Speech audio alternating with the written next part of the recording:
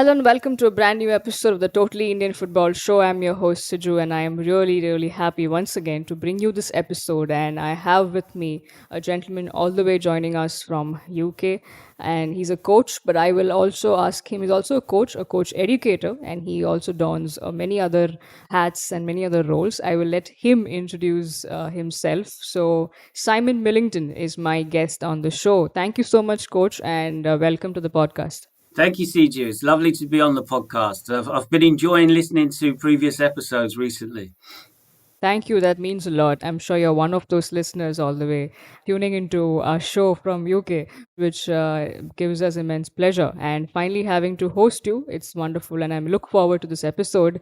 Why don't you tell our listeners a bit about you? Well, my background is I've been working in recreational grassroots football for a long time. But part of my real drive, my real passion is coach education and helping other people become the best coaches that they can be.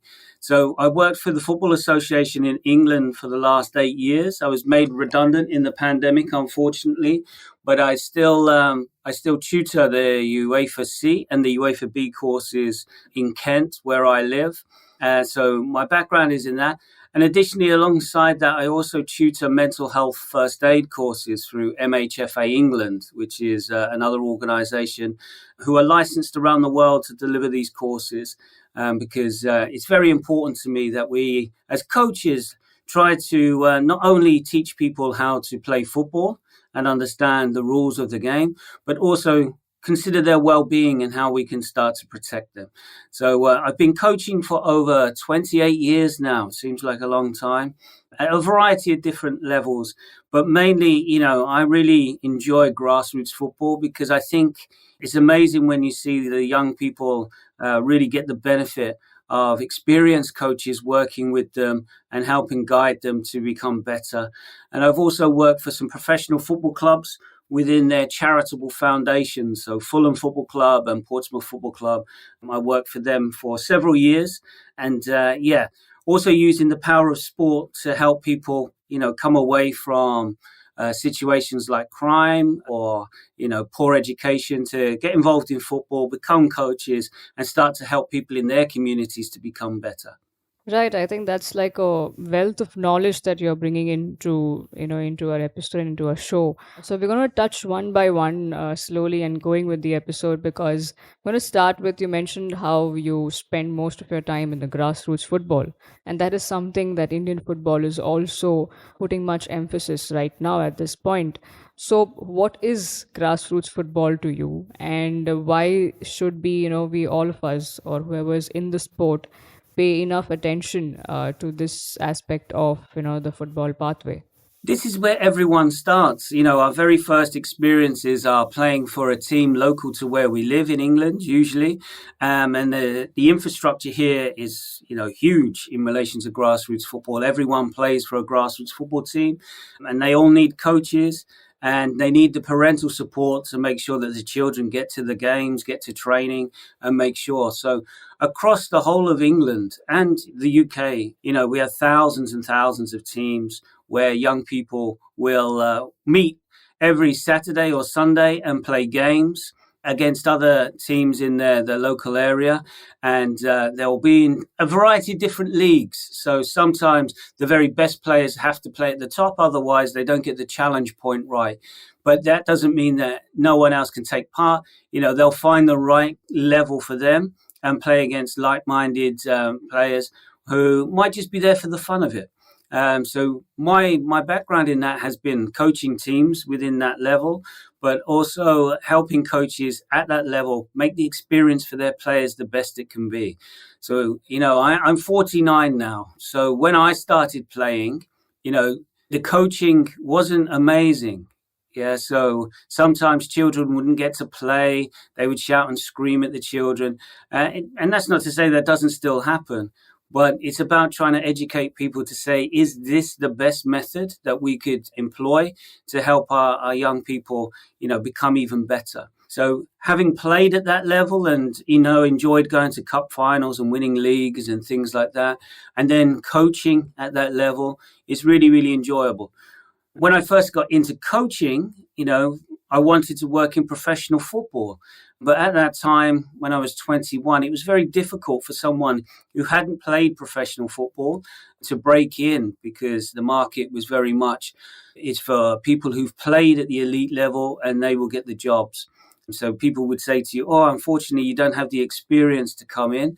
And so that's why I really focused on getting into coach education and coach development more because there was not that pathway from grassroots into professional football. This is changing, thankfully, and there's a much better pathway for people who are really committed and determined to go from their grassroots experience through into elite pathways. And we're starting to see more young managers who've gone to work in academies now starting to work within professional football, either as assistant managers or managers. So it's really great to be able to be part of that process where someone eventually may make it into the elite end of football. I think myself now, I'm probably too old to go through that process. I think once you start having a family, some of your priorities change. So I think once you're in, it's different. You can have a family and a supportive partner in and around you. But once you are a little bit older and you have a family, it's much more difficult to dedicate the time you need to work at the elite level of football in England. Right, and I think it's interesting that you mentioned, and it's something common across, right? Even here, I think when you start out setting out wanting to become a coach, everyone wants to be at the professional elite level. But little do they know that the more work that they can, probably put out, and the football ecosystem can benefit from their service is in largely in the grassroots level. So it's a point that you mentioned. So when you had the transition of becoming a coach educator, what changed for you? Because now you've worked in the grassroots level, you've been a player at that age, you wanted to become a coach and then a coach educator. So I'm sure you've had a great amount of learnings that you've got from on the ground, and I'm sure things must have changed. So what was that change like? Yeah, so to become a coach educator, you have to go through your licenses. So UEFA B, UEFA A, I've had to take them courses. You won't get onto the pro license in England unless you're working in professional football. So really, you meet a ceiling. So once you start to learn the qualifications, you then become a better player, I found as well. So you start to understand the game and how to press and when to press, angles and distance and timing of support, how to, do that effectively. So then when you go into coach education, it's about taking those messages from being a player, how you like to be coached, and then trying to convey them to a wide variety of people across the spectrum of grassroots football. So that's one of the key skills that I've learned as I've gone through coach education, is learning how to differentiate for the person in front of you. So I don't fully understand how it works in India, but in England, it used to be you turn up on a course, they give you some lectures, you go out onto the pitch, you run around and get coached by a coach educator, and then you have to try and replicate what they have shown you to the best of your level.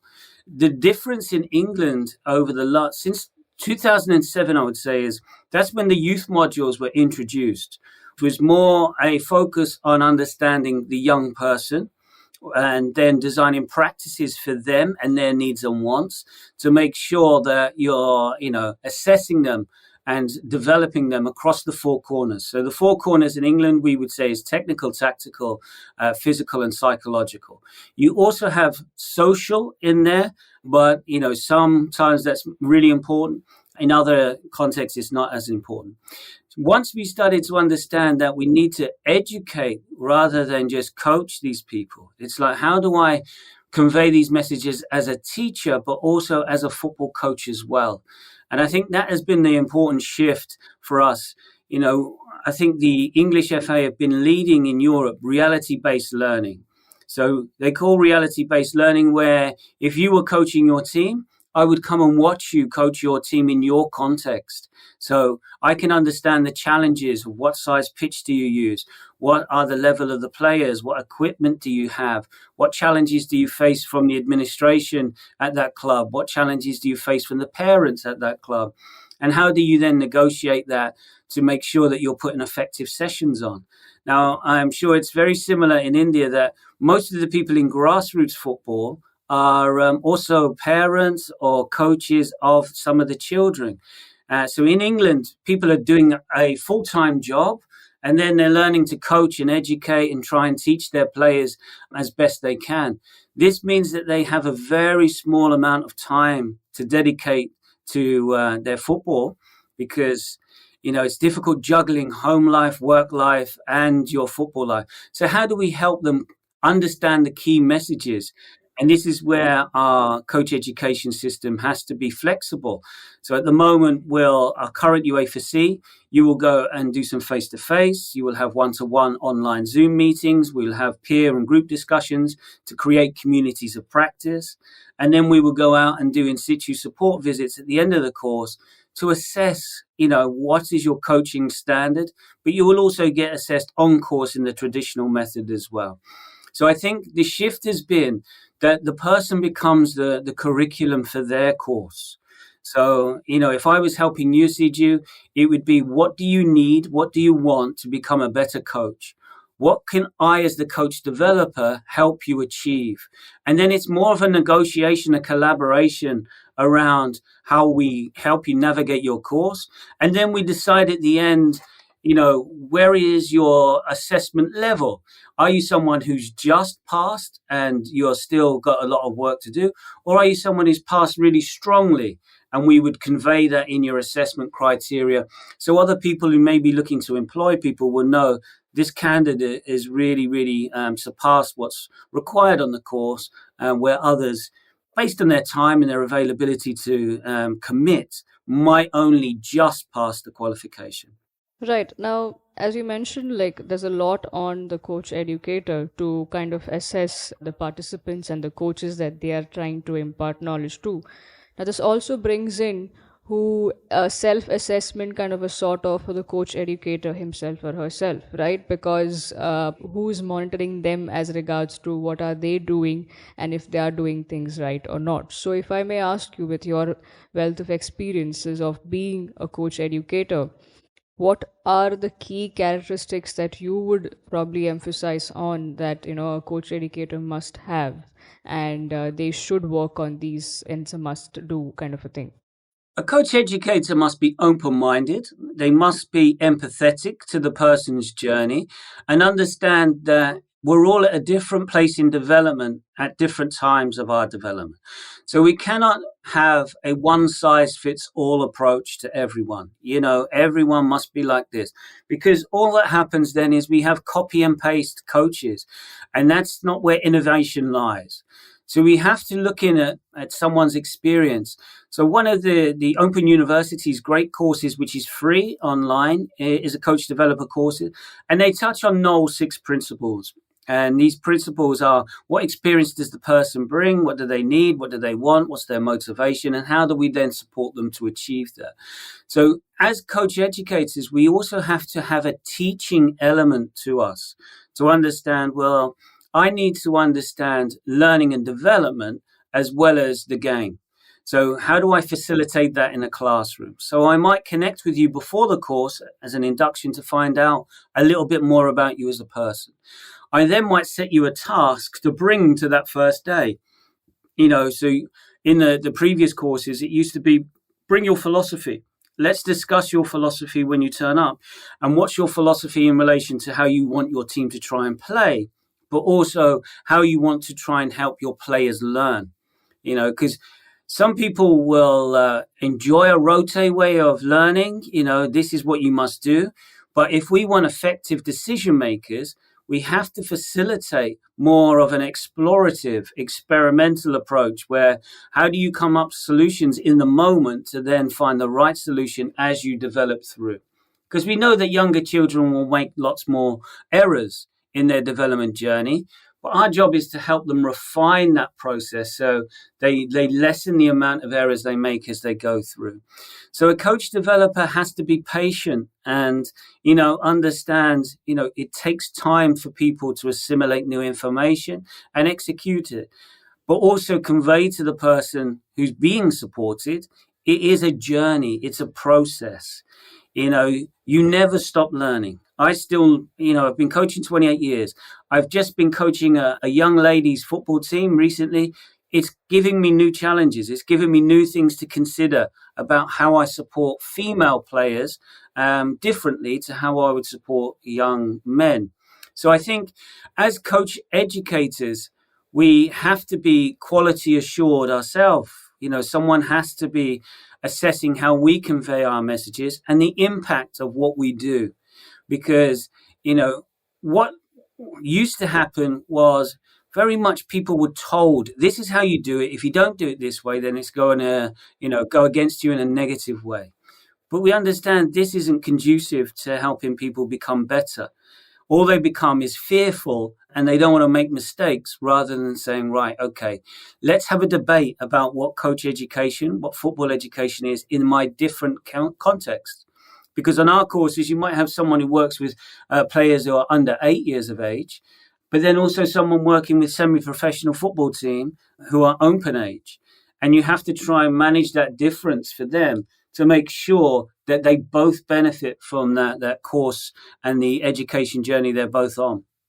Right. Now, coming to the fact that you mentioned how there are different participants and they bring in different characters, and you have to be the teacher who kind of, brings them together and deals with them accordingly.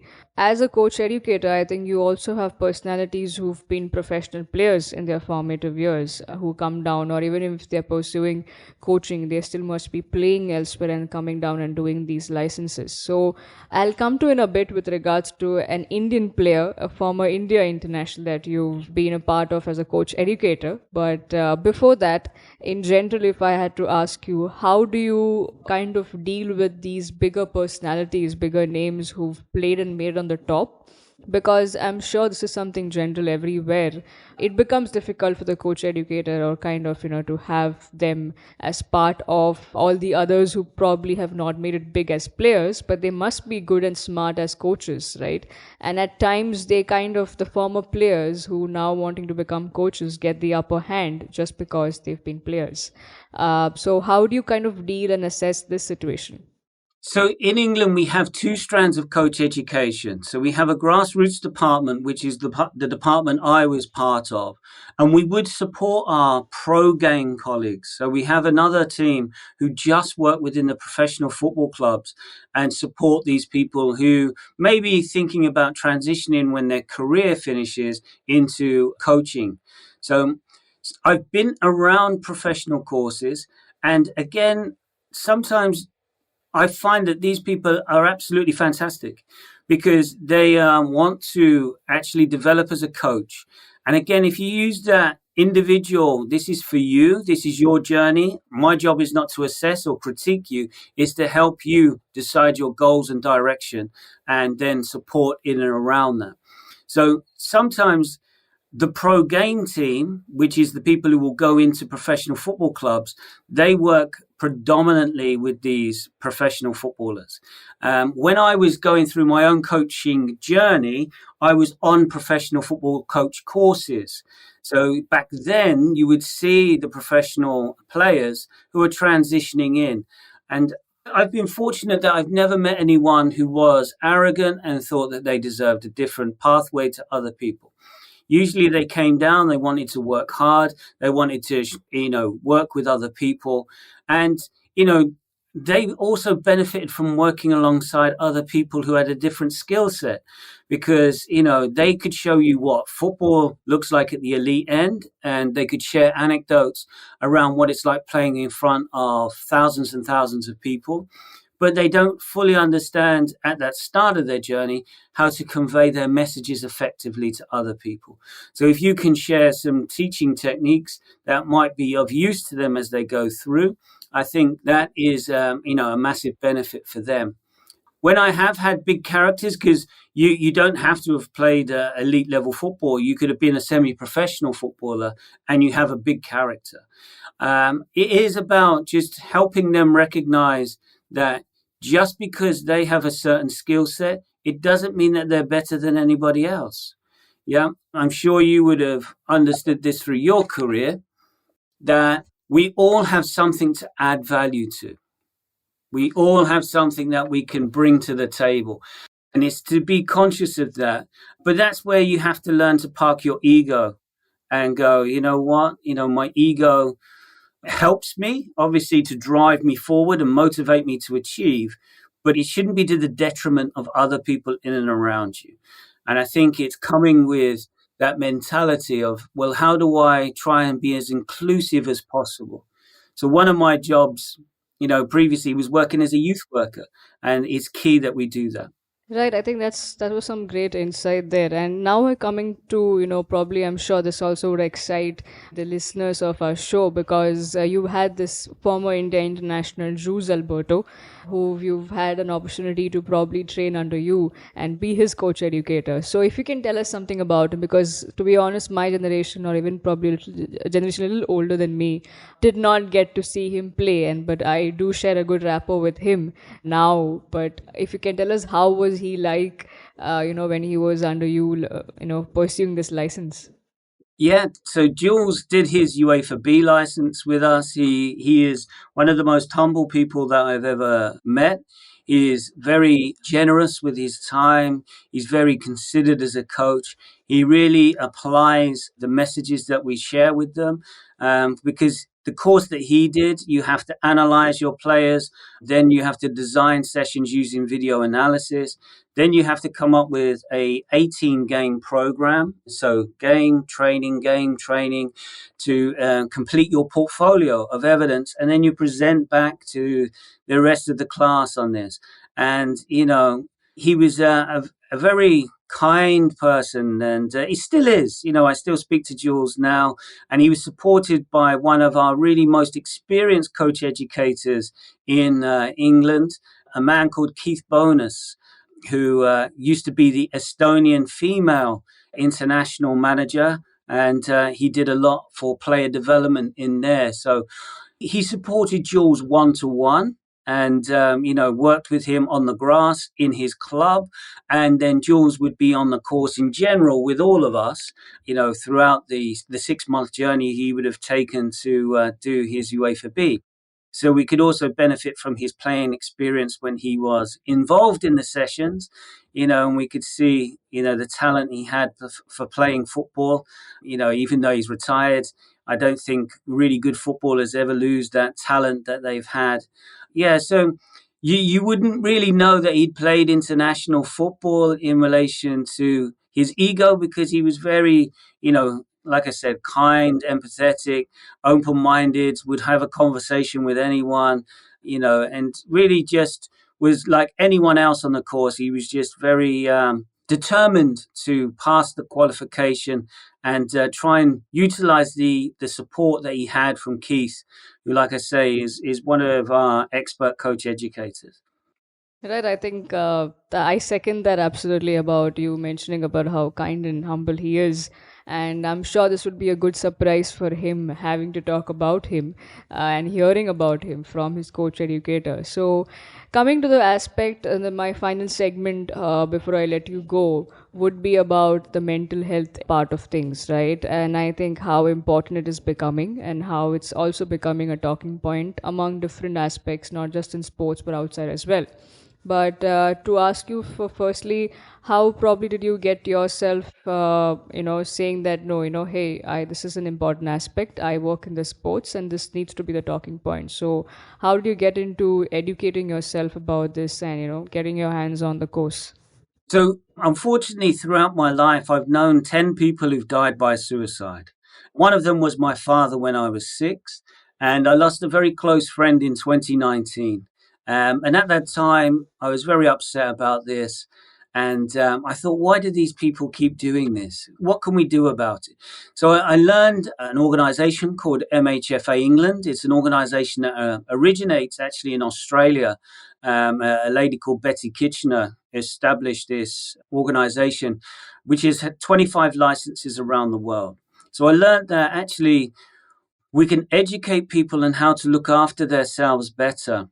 And also, as friends and family, we can start to identify some of the signs and symptoms that someone might be showing, which could give us an insight that they're not in a good place with their mental health. So I try to align both of these with my two passions, which is football coach education and trying to help people recognize that they have a responsibility for their mental health, and it's a priority to them to try and make sure they look after that.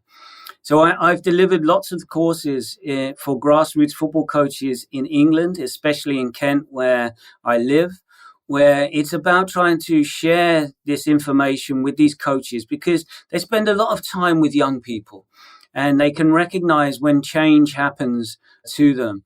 And they can start to see if someone is experiencing some real emotional changes or behavioral changes or changes even to their appearance or in their thinking and feeling. We can identify that and hopefully signpost them to professional support as quickly as possible. Because if they can access professional support, then, the statistics show that most people recover from mental ill health to go on to live really successful lives. So the driving force behind me doing this is to try and reduce the amount of people who become seriously mentally unwell and, think that the only choice that they have left to them is, to take their own life. So I'm a trustee of the Tommy Crush Foundation, which was established by his parents after he sadly took his own life when he was 15, 16 years of age. And he was a young referee in Kent who, used to referee grassroots football coaching courses. And, we use the power of sport, especially football, to try and educate these coaches who would like more information. Because I don't know if it's similar in India, but in post-pandemic in the UK, young people have been experiencing higher levels of mental ill health, especially anxiety and depression, because being in lockdown really isolated them from their friends and disconnected them. Yes, we could speak virtually, but it's not the same as being in each other's company and sharing, really good times. So my passion is to try and educate as many people around these key messages, but also to consider when they're coaching and coach educating, do their coach behaviors help promote positive mental health or do they hinder positive mental health? So we can know that if a coach is shouting and screaming at someone, not being very positive, being extremely negative around that person in a variety of different ways, so not playing them or, criticizing the way they do things, especially young people, it can really have a negative impact on their mental health and well-being. And it's trying to have approaches that are more considered. So I'm heavily influenced by the research of Cote and Gilbert and their 5 C's of effective coaching. So how can you show connection to show that you care, to then build character, confidence, and ultimately competence of your young players? So that is when I coach educate people, it's about starting there. Start with, be a positive role model, and then build up. And because most of your players might just want to play recreational. So do they want to experience, negativity or just let's have fun, let's play together, let's really enjoy it, win, lose or draw, we have fun and we enjoy ourselves. Yes, when people go up the pathway, through the ecosystem and, they may play at a higher level, then yes, standards and how standards are set and expectations will be different. That doesn't mean that we then have to shout and scream at them and say, look, if you don't do this, this is going to happen. We can set clear objectives with them to help them achieve what they want to achieve, to help the team objectives, become really concrete. And I think coach behaviors is something in all coach education that needs a greater focus, especially at the entry level qualifications. It's vital that we educate people about, let's be a good human being first. And then as we start to develop and evolve, we can start to teach our people in and around us more about the game, the technical, tactical elements of it.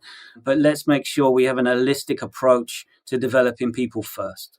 Yeah, I think Coach Simon, I mean, hearing your journey, it has been nothing less of an inspiration. I'm sure, there are two sides of people, right? One who probably get bogged down of what you've been through, and the other who kind of wants to make a difference and gets up and does make sure that they make a difference. And I think you fall in the second category of people who it's really heartening to know what you've done and what you are doing, and I'm sure that's going to be an encouraging for all those who are listening to this episode.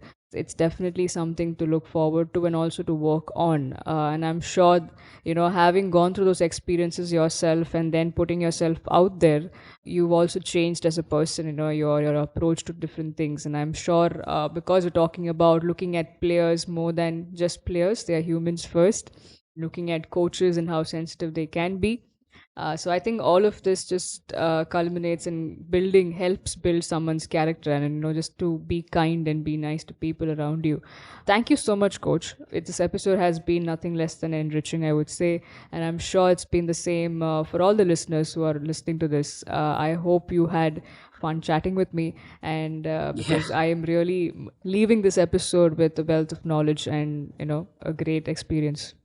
Thank you, Siju. I really appreciate you giving me the opportunity to have a conversation about these areas. It is something that I'm really passionate about, and I want to make sure that we share these messages. So, I'm happy for people to contact me if they're ever looking for additional information, and they say, "Look, what ideas have you got?" Because it's important for me not to just share these messages with coaches in England, but wherever a coach is interested in adding additional value to their players and their players' development, and to help the coaches, try and be the best version of themselves. So they, when they go to their sessions, they feel super confident that they're really trying their best to help all of their players achieve. Because sometimes, we focus too much on the better players and we forget everyone deserves our attention to help them develop and become the best versions of themselves, which includes playing football. But, we have a saying, who do you want to live next door to, a really good citizen or a not so good citizen?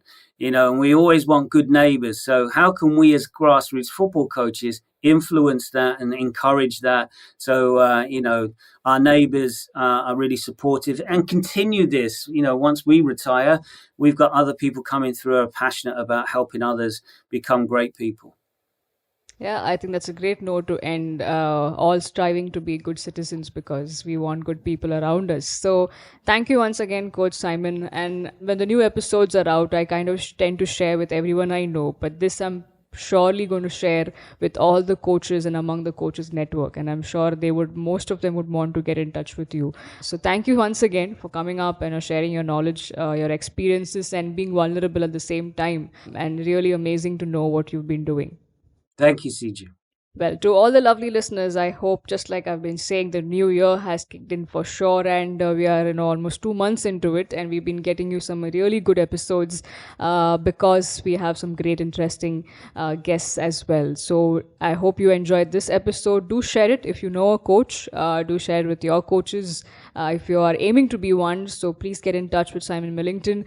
You can get in touch with me if you want to, direct access to him. So please do that and follow us on the Totally Indian Football Show. We are available on all the audio platforms too. So do tune into your preferred audio platforms. We're available on Spotify, Google Podcast, Apple Podcast, which is the iPhone users tend to tune into. So to all the lovely ones, thank you so much once again. This is me signing off from the Totally Indian Football Show. Thank you.